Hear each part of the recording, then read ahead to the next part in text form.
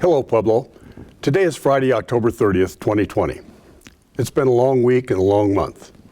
Yesterday, I announced a curfew for the city of Pueblo for the next 2 weeks. It begins at 10 p.m. tonight, Friday, October 30th. The curfew is in effect every night from 10 p.m. until 5 a.m. Unless you are engaged in critical or essential services, you cannot be out on the streets in Pueblo during that period of time. The curfew will expire on November 13th, 2020 at 5 a.m., unless it is extended. I imposed this curfew because the virus in Pueblo, like many other parts of Colorado, is out of control. I'll take the political hit and I'll take the criticism of the curfew, but I will not and cannot simply do nothing while I receive reports that another Puebloan has died due to COVID-19.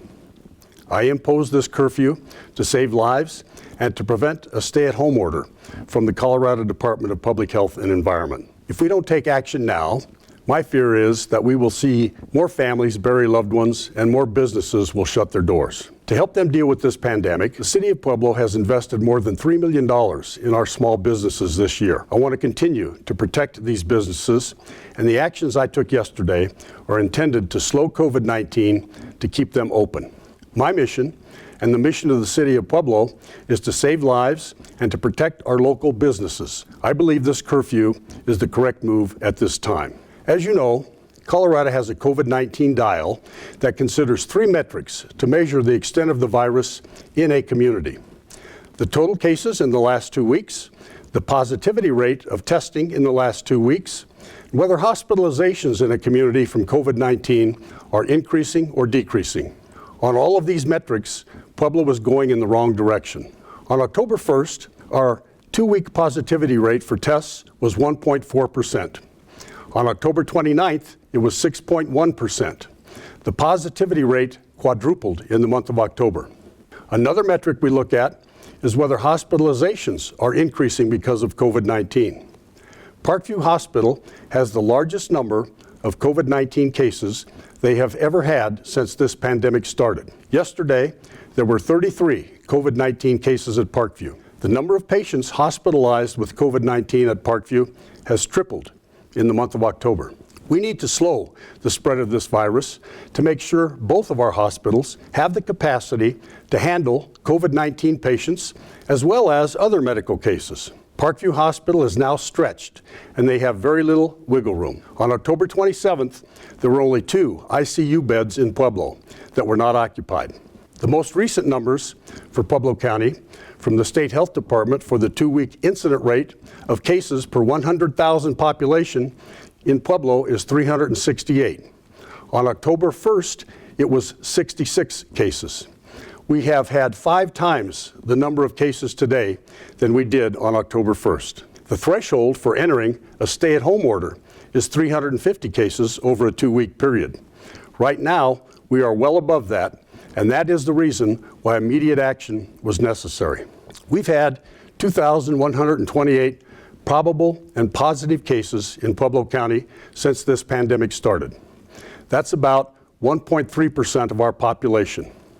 That means that more than 98% of the population in Pueblo County has not been exposed. If we do not slow the spread of the virus and that 98% gets sick at the same time, there will not be adequate medical care to treat them, and there'll be many unnecessary deaths.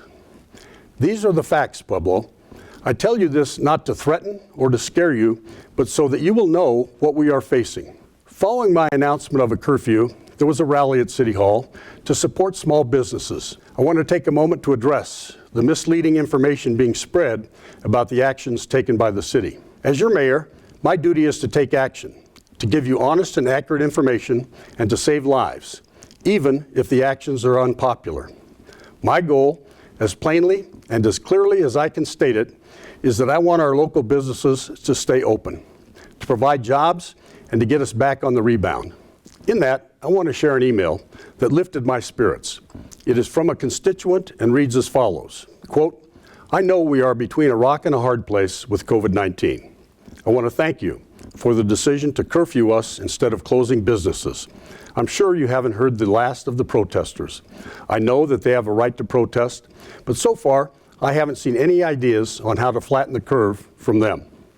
I also wonder if the small business owners would still be open without the money the city gave them. Hang in there. We do appreciate what you are trying to do, close quote. What I'm trying to do is to get all of us to do what we know has to be done to slow the spread of this virus and keep our businesses and our schools open. Wear a mask, social distance, avoid large groups and gatherings. Limit your contact with people outside your household. Wash your hands. Whether our businesses remain open is not in my hands. It is in all of our hands. If we don't change our behavior, the virus will continue to spiral out of control, and instead of being at home between 10 p.m. and 5 a.m., we will be at home 24 hours a day. Let me conclude by saying that we will get through this together, Pueblo. What kind of shape we are in at the end of this pandemic and how many of our small businesses survive this pandemic depends on us and what we do today.